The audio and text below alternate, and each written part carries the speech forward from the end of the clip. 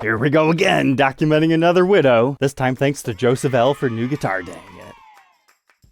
Welcome back, troglodytes, to your daily dose of guitar information, the Trogly's Guitar Show. So for me personally, so far, I think I preferred the teal over the purple one, mainly because I liked how bright it was. But this time, oh yes, it's looking good already. We're looking at the orange one today. Looking at this thing, I really wish they would have like an orange scent to it. That would be hilarious. It's strange my brain is filling in that scent in the room because it just looks like it would smell like that. Yeah. You guys are sleeping on this if you haven't ordered one already. I like this a lot. Look how all that cool wood grain is present on the back. It works well because it's a really rusty, dirty orange. It's not a pretty, nice orange. That works incredibly well with whatever species of mahogany they're using. It's basically like you have a black grain fill and then the whole orange over effect. In fact, dare I say it, if you really like the look of the Gibson Widows, but so far the first two Epis that we've documented weren't for you because of the whole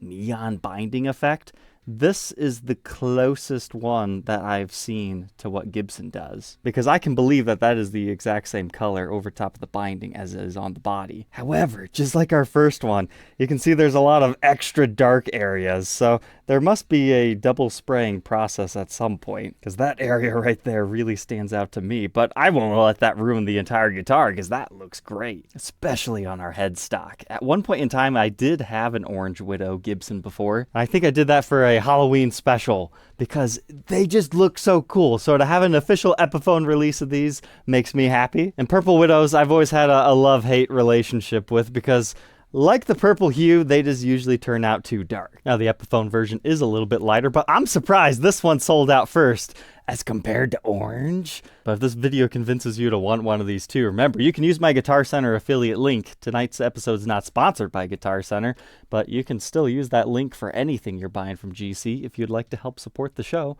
That makes all this fun happen to help you make informed decisions. But in case you missed the previous episodes, these are Guitar Center exclusives. As of 2025, the only colors we have available through them are orange, purple, red, and a teal widow. There is a yellow one, but we're still trying to figure out where we can get it. So far, it seems to be an Asian market exclusive. But the orange is fairly close to the yellow if you squint your eyes a little bit. But they are $799, and it's just a regular Epiphone Les Paul Custom. You have the Kalamazoo style headstock, not the inspired by Gibson custom shop. No fancy electronics, it's just your base level things. So you might consider upgrading one of these one day. But besides just the guitar at that price, we also get a decent gig bag.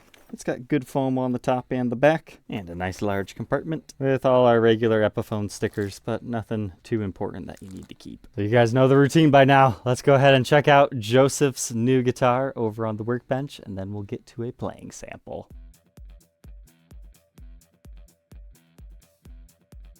Inside the pumpkin, let's see what we're rocking. Is it the same as the others? No surprises here. Epi Pro Bucker, and the other one in the bridge. Pickup cavity's looking familiar, just orange. But you can see your neck tenon here, as well as where the maple top joins onto our mahogany body. That's what that vast color difference is right here. It really looks like the maple is a darker color than the mahogany. That's crazy. I think a lot of that comes down to the finishing though. But we have the QR code and other labelings in here. And our readings within the circuit, 8.83 k ohms in the bridge, neck position 8.16, and they play together at 424. These controls operate as 2 volumes and 2 tones for your neck and bridge. And for our hardware, it's the Locktone series, Epiphone branded on the back, mounted in a modern style with a bushing in the body, and a full weight tailpiece, also from the Locktone series.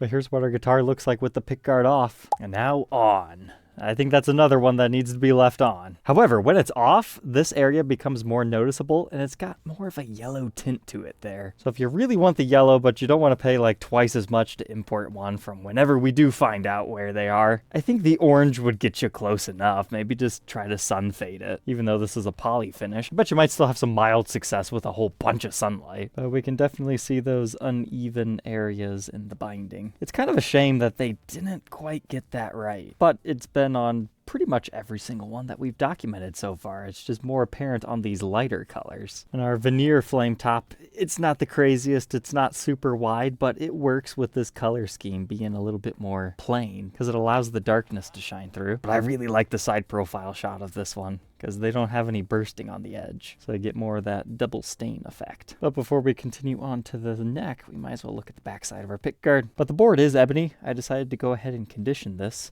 There is a little bit of streakiness in this, but not a whole lot after that process. However, like the other Widows we've done, the frets just really aren't that shiny out of the box. But here's the thing, conditioning the board, you still have all the black gunk. So I'm not sure what they're doing there. Do they polish it at the factory and then they sit around in a warehouse for a long time and then they just dull over again? I'd love to see Epiphone step up their game in that aspect. But we got 1.7 for our nut, 2.09 at the 12th. Pretty skinny 0.8 first fret neck depth. And this one is 0.96 by the 12th. So I'll let you guys in on a secret. I recorded the purple and the orange on the same day. I just delayed the release. This one has a much more pronounced shoulder. This is that one that I had on the blue. Now that I felt this one again, yeah, that purple is more of a rounded C, but this, you can feel that's the Epiphone D-shaped neck. So apparently there might be some hand-sanded nature to these necks, because it was also just a little bit chunkier up here, but not by much. This one definitely got rounded off just a little bit more, but it's still a similar shape. This has a much sharper transition. Here's that profile on the contour gauge. It's not like the super sharp D, but you definitely feel it in this area. And here's the purple one on the contour gauge again. You can even see it. It's just a little bit more rounded, but definitely still C-shaped. Otherwise, just our typical 12-inch fretboard radius with 24 3/4-inch scale.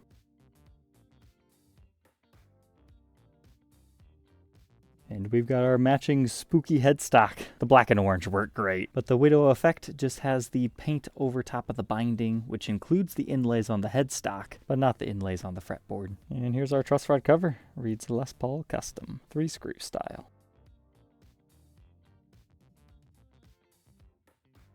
And now it's all strung back up and put together. Here's what it looks like with the pickguard film removed. And now we flip on over to the back side. Again, love the back. I think the back just looks the best on almost all these Widows. I'll echo my same thoughts as the purple Widow. I would love to see just a straight up mahogany bodied Epiphone custom done up like this, because using the same colored woods underneath will give it a more uniform coloring. But this is cool to see. So this is just the regular wood. So they have to use some sort of a dark grain fill to accentuate that, because otherwise it'd just be a bright citrus orange. That's the same 500K CTS pots as we've been seeing in all these, but with the quick connect wiring that gets hand soldered to each of the pots. And then we've got our output jack on the side, regular Epiphone strap buttons in our usual locations. Take a look around the edges and sides of the instrument just so you can make an informed decision whether you like this color hue or not. A lot of people have been asking me, do you think these will go up in value?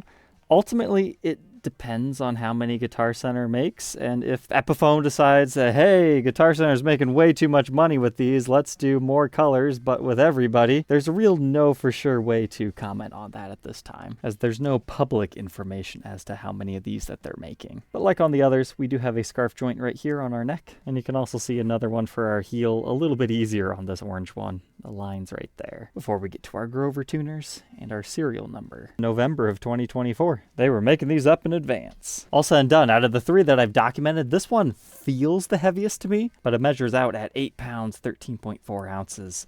So let's go ahead, plug in, and see what the orange inspires me to play.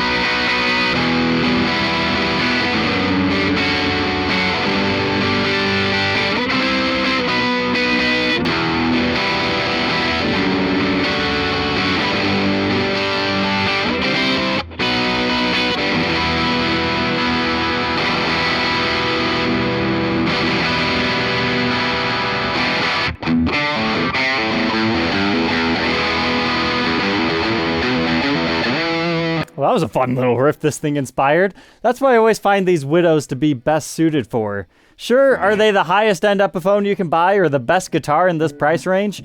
No, not at all. But the color can be inspiring, especially if it's your favorite hue. Let's dial it back, get some clean tones.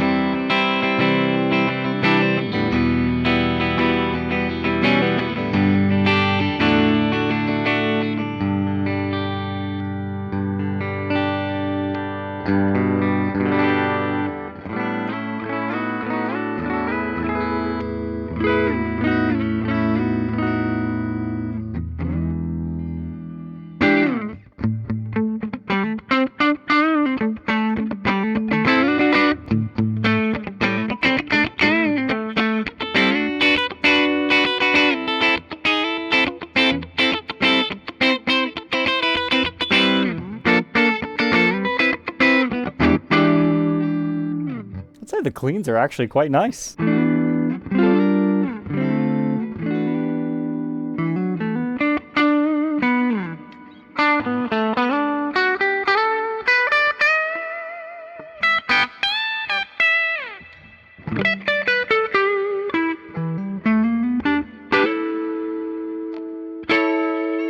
over on the dirty channel, I thought the bridge pickup was quite nice.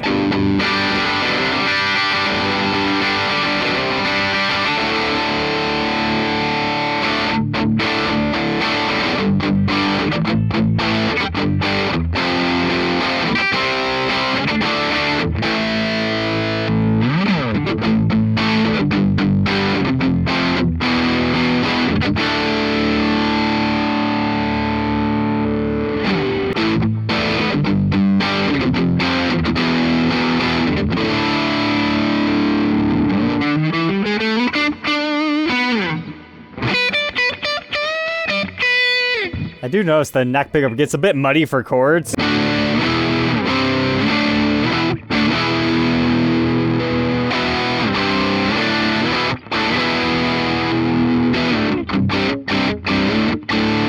Definitely stick to your bridge on that.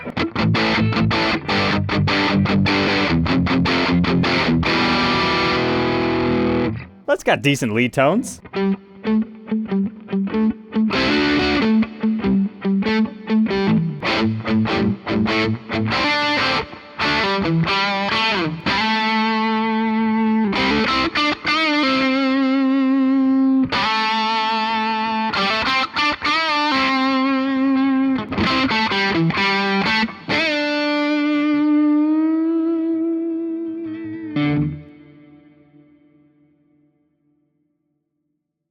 There we are. What do I think of the Orange Widow? As far as the hue goes, I think it's number 2 for me.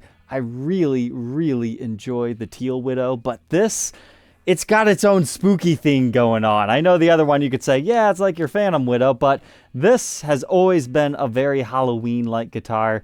I would love to see something else be done up as an Orange Widow around that time as an exclusive Guitar Center type thing, or any other dealer for that matter.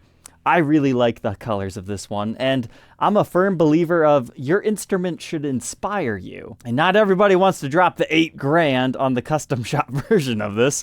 So hey, an Epiphone that somebody might choose to upgrade the pickups might just be the ticket to give them those spooky inspirations. But if nothing else, I hope this video helps you make an informed decision whether one of these is right for you or not. Basically, just plan on blotchy binding on pretty much any one you find. And you'll probably need to do a fret polish and conditioning. But as far as the guitar, I didn't notice like super unlevel frets or anything like that. But alright, Troglodytes, I hope you enjoyed. And we'll catch you tomorrow on the next one. Take care.